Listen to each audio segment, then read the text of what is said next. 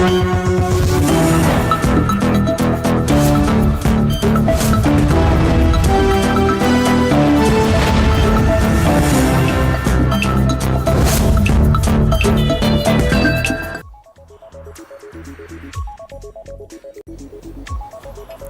afternoon. I do trust that you are well from wherever you're joining us from. Time to bring you up to speed in matters news and place you ahead of the curve here on TV47 News Now. But first, the highlights.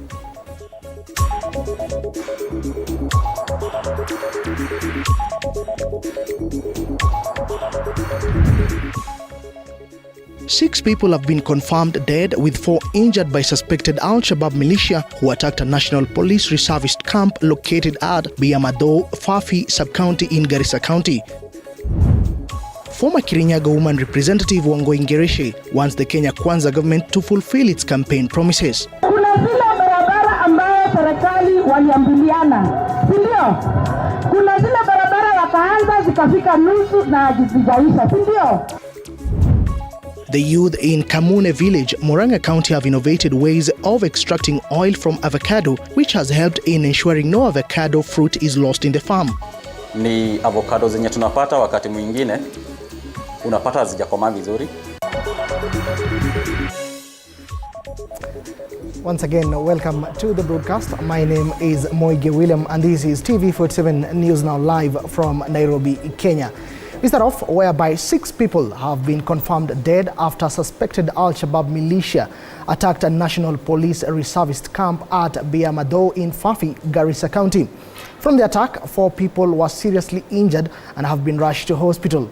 The attack is reported to have occurred at dawn, 24 kilometers from Hagadera police station.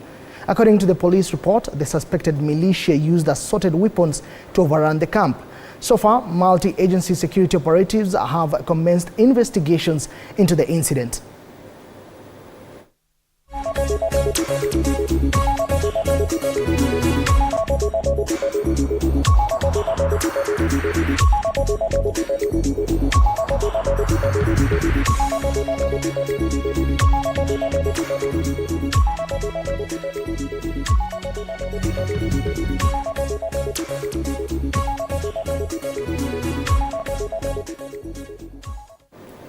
Remember, it is a developing story, so do keep it TV47 and also through our social media handles. We will be updating you on that particular story.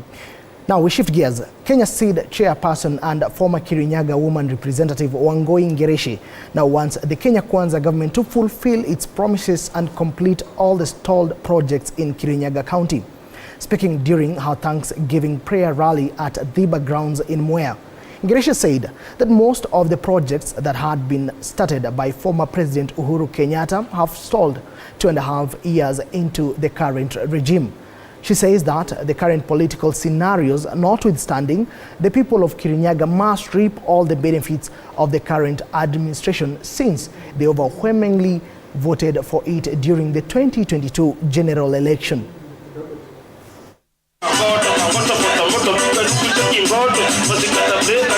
Kuna zile barabara ambayo serikali waliambiliana, si ndio? Kuna zile barabara wakaanza zikafika nusu na hazijaisha, si ndio?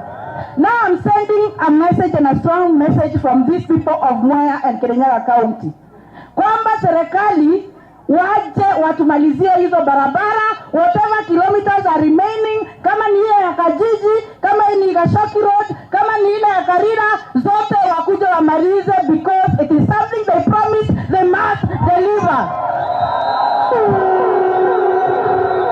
Sindio? Sisi tunataka hiyo. We do not want politics nyingi, sababu siasa si kesho na siasa si next year. We are going to elect to kufanya hiyo elections in 2027. But for now they promise, let them deliver. Sindio? Elsewhere, the avocado farming sector has continued to face a significant challenge with post-harvest losses, leaving many farmers disheartened as they watch their hard work go to waste. To curb this, the youth of Kamune village, Murang'a County, have innovated ways of extracting oil from the fruit, which has helped in ensuring no avocado fruit is lost in the farms. Now, urging the government to support and empower innovators who develop value addition strategies. Robert Gakure tells us more. With fluctuating market prices of avocado fruit and stringent quality standards, lower quality avocados often remain unsold, leading to substantial losses for growers. In light of this pressing issue, a group of enterprising youth in Kamune village, Madhya constituency, have created an innovative system that transforms raw avocados into high-value products. Ilikuwa unakuja ukizinunua zinaharibikia kwa store kwa sababu sasa huwezi zipeleka huko. Lakini ilifika mahali tukaona juu sana tunazipatia watu wa nguruwe, tukaona ni vizuri to process hizi avocado zikuwe mafuta. They have specialized in extracting cold pressed oil from the fruit, capitalizing on the year-round availability of avocados from local farmers. This venture not only helping farmers mitigate post-harvest losses, but also enhancing their profit margins significantly. Hii mkulima atapata faida kwa sababu tunanunua avocado zake zote. Ndogo kubwa, kila kitu iko kwa shamba, hakuna kitu inapotea. Tunanunua, tuna process yote. The impact of this processing initiative extends beyond financial gains, as it ensures that every part of the avocado is put to good use, with the leftover paste repurposed as animal feed and seeds converted into nutritious seed tea. Mashida zenye tunakumbana nazo kwa sasa hivi ni avocado zenye tunapata wakati mwingine unapata hazijakomaa vizuri. Pia kuna wakati avocado huwa zinaenda chini. Moreover, this initiative has created job opportunities for over 30 youths in the community, concerns being that by the government providing resources, training and funding for value addition initiatives, this can help curb unemployment in the country. Hii kazi tunafanya kununua avocado imetusaidia mahali juu uwezi toka uende ukachukue kitu ya mtu uimbe, but tuna prefer kazi ni mzuri. Robert Gakure, TV47, Murang'a. In other news, Kenyans have been called upon to conserve the water sources to reduce conflicts experienced among communities. Speaking during the World Water Day in Laikipia, Sanitation and Irrigation Cabinet Secretary Eric Mogam underscored government's commitment in enhancing water security and climate resilience through sustainable management, which this year's theme being glaciers preservation. Engineer Mogam said that 3/4 of fresh water in the world is stored in glaciers, making them the second largest reservoirs on the planet. The Cabinet Secretary noted that glaciers on 3 mountains in East Africa, Mount Kenya, Mount Kilimanjaro and Mount Ruwenzori, had shrunk significantly in the last few years, and there was a projection that they would vanish completely in the next 15 years if no urgent climate action is taken. So this year, the world, as we celebrate the World Water Day, tuna celebrate preservation of what? Glaciers. Governor Irungu atakwambia alipokuwa mdogo ile barafu ilikuwa mingi kuliko ilivyo leo. Kweli ile barafu ilikuwa mingi kuliko venye iko leo. These people will be able to use water for sanitation, they use water for domestic use, and equally they will have well because they do irrigation using the same source of water. Kwa sababu tumesema kabla ya 2027, as we are not waiting for 2030, tunataka by 2027 hakuna mtu yeyote wetu wa Laikipia atakuwa anatembea zaidi ya kilomita 2 ati anaenda kutafuta maji ya kunywa. Na kwa hivyo sisi wakati tunaona Tigidi Omoka Water Project tunashukuru sana. Sisi tuko karibu na mlima, we can see the glaciers, but we need to do much and ensure that we fully support the initiative of the ministry. Murang'a County has been hailed for socio-economic transformation that will take place following the national development projects in the area, which include the Murang'a Ridge Irrigation Project for the farming community in Murang'a County. The Deputy Chief of Staff, Performance and Delivery Management in the Executive Office of the President, that is Eliud Awalo, pointed that the 312 million irrigation project is poised to transform the livelihoods of 848 farmers across 400 acres in Kamuhaha location, Murang'a constituency, enhancing food security and spurring economic growth in Murang'a. Awalo further added that with continued government support and collaboration, Murang'a is set to witness an era of unprecedented growth and prosperity with the ongoing national development projects in the area. This is a major game changer because remember in our Kenya Kwanza plan, we did say that one of the most viable means of sorting out the cost of living, bringing down the cost of living, is by bringing down the cost of food. Yeah. So deliberately as a government, we are supporting farm activities at the grassroots. By way of irrigation, that is one. By two, by way of farm inputs, like fertilizer. So in this region, you have heard from them that this place is traditionally very dry. And now with this irrigation project, they are able to undertake various farm activities. Sisi tunafurahia tukiona hii kazi ikiendelea juu kuna vijana hawana kazi. Na vijana wakipata hii kazi hapa, wataweza kulea familia zao, wataenda kujimudu kimaisha. Kwa hivyo sisi tunafurahia hii mradi kwa sababu sisi hatujaajiriwa. Wakati kulikuja public participation, na mimi mwenyewe nilikuwa ni mmoja wa wao, na tukakubaliana ya kwamba hii mjengo ijengwe hapa, na wakati imejengwa imepatia watu wa hapa kazi. To matters health, in marking World Oral Health Awareness Day, over 3,000 people turned up for the inaugural dental clinic organized by the Dental Students Association of Kenya at the University of Nairobi Graduation Square. Well, the medical clinic organized in collaboration with medical facilities was aimed at sensitizing the public on oral hygiene and promotion of preventive dental medication. According to the organizers, more dental clinics will be conducted across the 47 counties to advocate for affordable and quality dental services in medical facilities. Dentists are few and the services are also costly.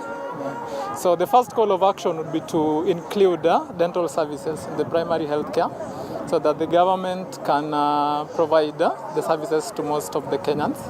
Then the second thing would be to educate the public, give them sensitization so that they are empowered to prevent some of these diseases, because most of the diseases are actually preventable.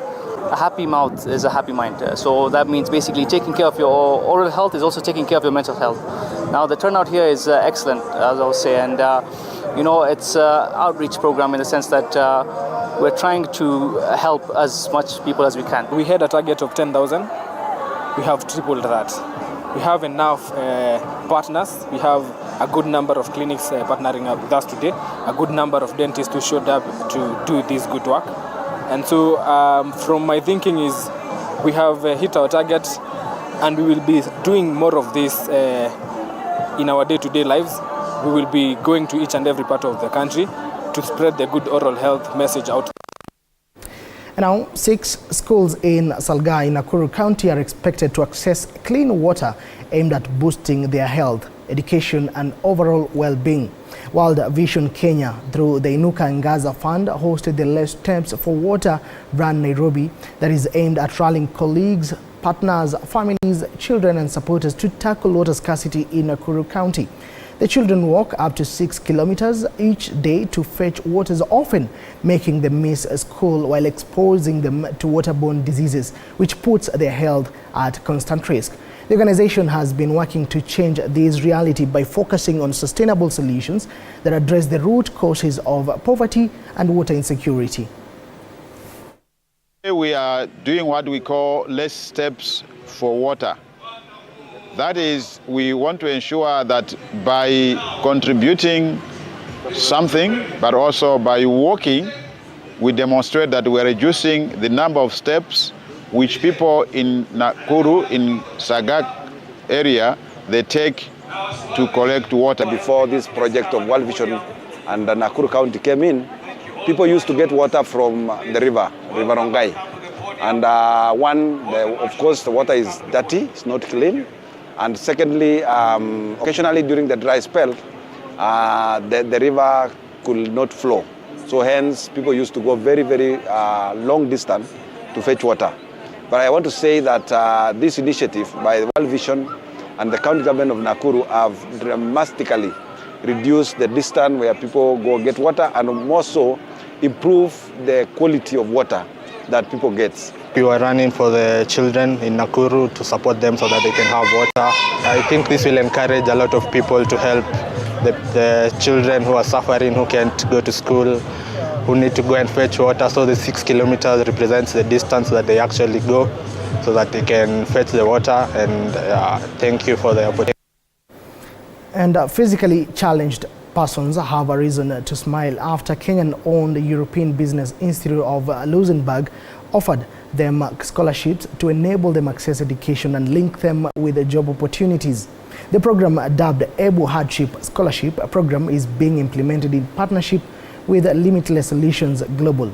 Dr. James Muli, the president of Ebu, said as an institution they were happy to be part of the disability inclusion journey for learners across Africa and beyond. I'm very happy to report to you that we have partnered with Limitless Solutions here in Kenya. And Dr. Marble is the CEO of this organization. What they are doing is directly in line to what we are trying to achieve in terms of making education equitable. We have enrolled students who are visually impaired. We have enrolled students who are testing.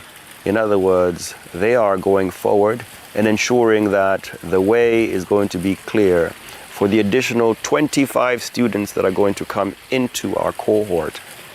So we're very excited about this new way forward. We think that if we can bring in our students here who are visually impaired, we can bring in students who are also physically challenged. All right, we now shift gears where the World Federation of Engineering Organizations, in collaboration with the Institution of Engineers of Kenya, the Engineers Board of Kenya, and the China Association for Science and Technology, has officially launched the Engineering Capacity Building for Africa program in Nairobi. Under the theme, Belt and Road Initiative in Engineering Capacity Building, the event gathered global leaders to address Africa's infrastructure challenges. Road and Transport Cabinet Secretary Davis Chirchir, in his remarks delivered on his behalf by Engineer Joseph Mbugua, the Principal Secretary for Roads, during the event, noted that the program will bridge the skills gap and drive Africa's transformation. Today marks the beginning of a transformative journey for Africa's engineering sector. And by working together, I'm sure we are going to build a future where African engineers lead the way, creating solutions that uplift our communities and economies. The idea of the program was conceived last year in cognizance of the fact that Africa is at the forefront of the priority agenda of the United Nations and all its agencies. Actually, when I took over as president of WFO, even before that, I realized that when you go to the United Nations, as any of the agencies of the United Nations, they have as on their top priority agenda, Africa. Prioritize engineering-led industrialization, ensuring that Kenya not only produces, but also processes and exports finished goods. Elsewhere, learners from Rufin group of schools have held elections using an electronic voting system after completion of a training program. Speaking during the school elections, the Chief Executive Officer, Rufin group of schools, Boniface Owiti, emphasized that the electronic voting process is aimed at familiarizing learners with the voting process.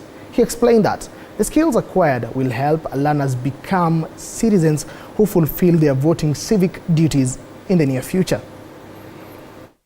No communication. You're free now. The president is already there. Nice. Cast his vote. Exercise that you're doing is that we're also trying to enhance some skills in them in terms of their civic duty.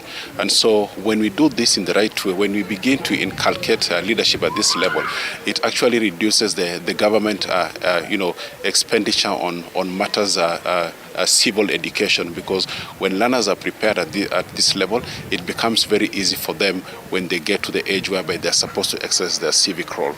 Well, my message just to encourage them is that there can always be one leader at a particular time or a particular point.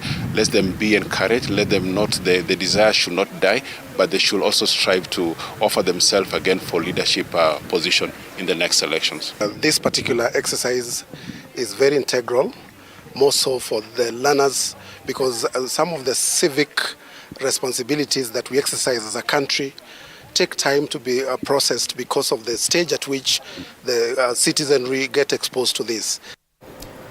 Now, Kilifi County Commissioner Joseph Biwott says that the ban on mining activities at Jaribuni quarries in Kauma sub-county, Kilifi County, has affected projects including the construction of the Mombasa-Malindi Highway, Mtwapa Bridge, the affordable housing projects and construction of grade 9 classrooms, among others in the region.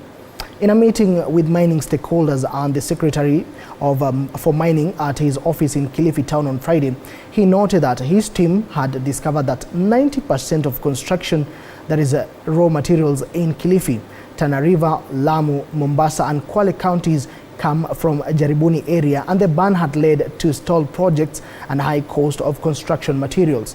The ban was enforced by Mining, Fisheries, Blue Economy and Maritime Affairs Cabinet Secretary Ali Hassan Joho 3 weeks ago after residents barricaded roads leading to the quarry sites over air and noise pollution from the mining and transportation activities. Well, we have agreed. We are now going to site, and before we start on Monday, tutakuwa na barasa na wananchi tuwaeleze kwamba tumeagree. We have been consulting very closely with the Governor Kilifi on the same, because we have learned Jaribuni is supplying over 90% of building materials in coast region. And for your information, imeongeza the price of 1 ton, the prices of kokoto, for almost 30%. Kama mtu una timbo na hujafanya yale masharti tumepewa na county, hata hatuta approve wewe kupewa license na Department of Mining. Sababu sisi kama county lazima tu approve your application. Kama hujatimiza masharti hutapewa. Kwa mimi nataka kuwahimiza wafanyabiashara wale wa Jaribuni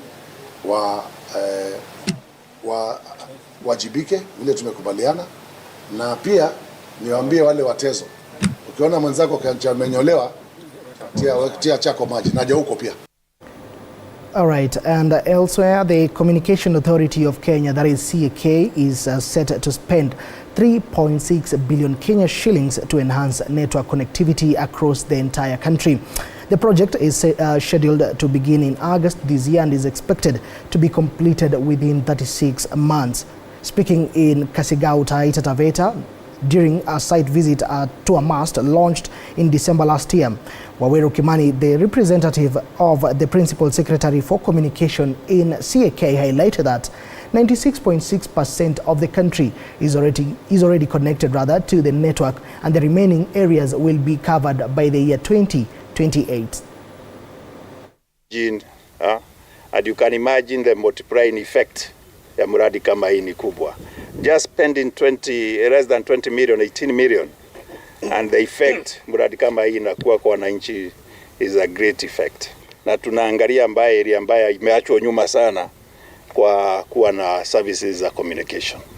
Kwa hivyo mkienda mahali nyingi mtatukuta USF na CA wameimplement hii miradi. Tumefurahia, wametuambia wanafurahia kuwasiliana na majirani yao Tanzania. Wanafurahia pia mambo ya mobile money, pesa inakuja. Si wengi walikuwa tunapata communication, hasa mahali kama Jora, walikuwa wanatoka Jora watembee kiasi cha kilomita kadhaa ndio wapate communication. Tunawasiliana, kama mchungaji simu yake imeisha moto, anakuja hapa anaichaji na anawasiliana na serikali hapa Kasigau polisi. Tunashirikiana mara moja, huyo mtu, hao waizi wanazingirwa na ng'ombe zinapatikana.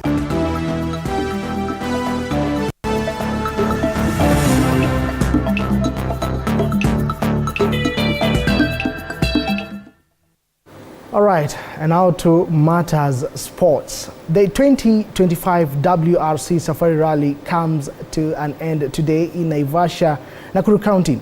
The closing ceremony will take place at Hell's Gate. Our sports gurus Tony Kwalanda and Fred Arocho are currently at the KCB Den at Sleeping Warrior in Kikopey, where thousands of fans are enjoying the thrills and spills of the race.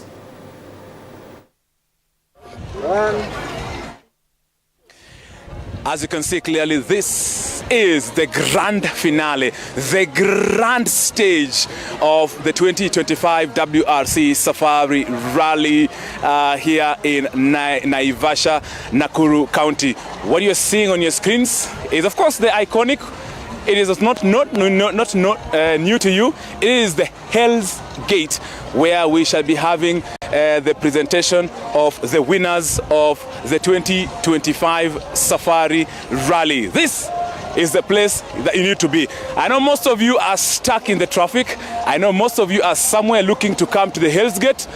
You might just need to open up your phones, get online, get to watch your television or YouTube or TV47 or Radio 47, because coming here and accessing this place, let me tell you, it was very tricky. Unless you have a chopper, or your car can fly, or your car has legs, all the best with that particular movement. But as you can see clearly here, we are at the KCB Den here at Hell's Gate, and we have been very privileged and honored to be hosted by Kenya Commercial Bank Group, all the way from the start of this rally until this day, the grand finale. And I am privileged and definitely joined by the KCB MD, Managing Director, Anastasia Kimtai. Yesterday, definitely, she was on our show, Sports Extravaganza, where we enjoyed the rain and we enjoyed the rally and the atmosphere of the crowd that, of course, was at the KCB then at the Sleeping Warrior. Today, we are at the Hell's Gate. Karibu sana, MD. It's good to see you. You look so nice in white. What do you think about the crowds that have turned up, and imagining the crowds that are already on the route on the Moige South Lake, all the way from that junction to this particular place? Tony, it's quite exciting, and what gives me the greatest joy is the turnout. If you look around, the numbers are huge, massive, all the way from Burundi, Uganda. How about Kenya? And I want to first of all apologize to my customers who are stuck in the traffic. But guess what? This is the fun of the rally. As I said yesterday, the rain came to bless us. Kindly, those of you who are thinking of turning back to go to Nairobi, come through, because what we have for you today is massive and exciting.